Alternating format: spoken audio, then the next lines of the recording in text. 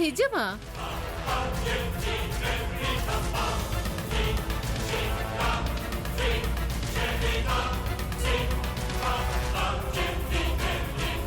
ఏది వచ్చి కాళ్ళు పట్టుకో.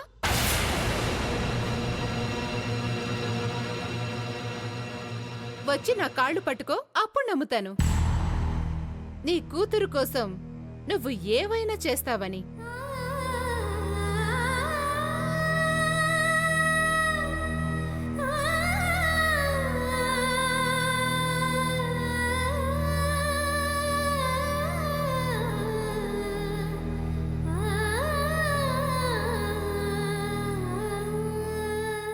కాళ్ళు పట్టుకోవడం అంటే మాటలు చెప్పేంత ఈజీ కాదమ్మా. తాను రాదు. వస్తుందమ్మా, అవసరం ఏ పనైనా చేయిస్తుంది.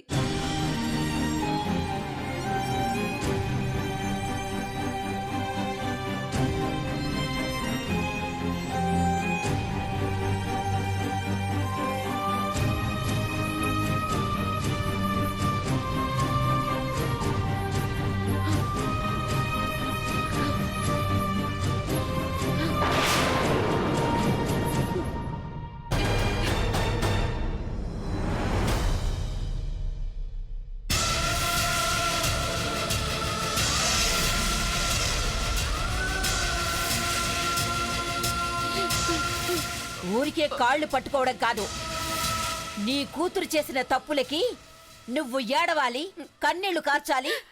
ఆ కన్నీళ్లతో నా కూతురి పాదాలు కడగాలి.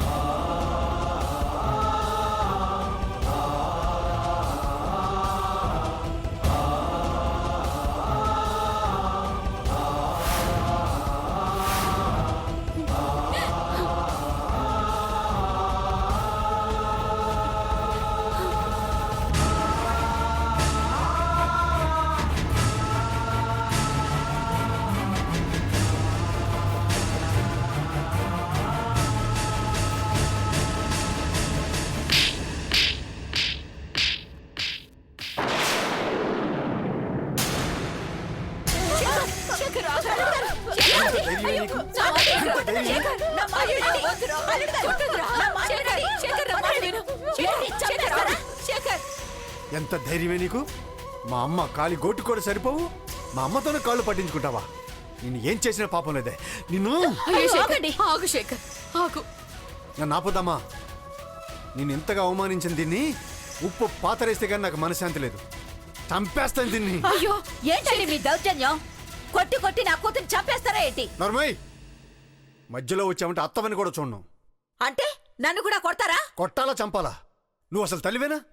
మీరు అసలు ఆడవాళ్ళేనా?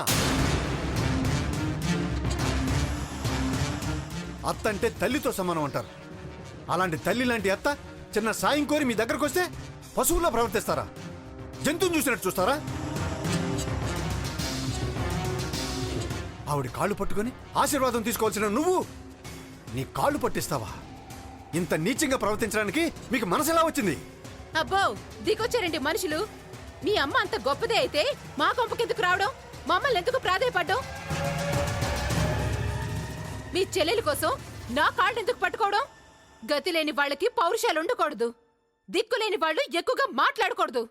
ఏయ్, ఎవరే గతి లేని వాళ్ళు? నా ఆస్తిలో 10వ వంతు ఆస్తి ఉండదు, మీరు మమ్మల్ని అనేవాళ్ళ?